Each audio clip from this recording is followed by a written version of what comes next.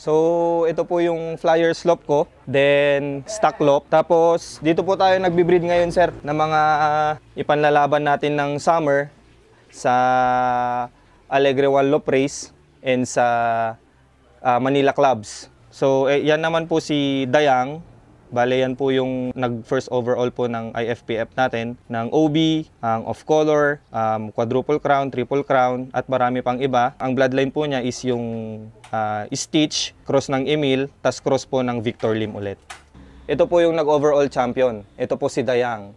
Tapos ang pinaasawa naman natin is yung isa po nating clocker ng Bulan Sorsogon, which is yung Victor Lim line is pasok po dyan. So, ayan po, lahat po ng niready ko na breeder dito is best of the best na po. Ang pair naman na yan, sir, is si Abra.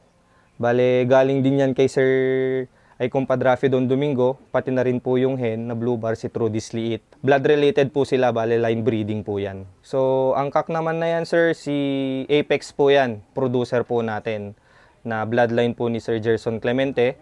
Tas yung Grisel naman, yan po yung galing kay Kuya Nazar Rugyan, finisher niya ng Pagbilawan, Quezon, which is, yan po yung pair na po yan is yung isa po nating champion ng 2023 winter ng IPRO.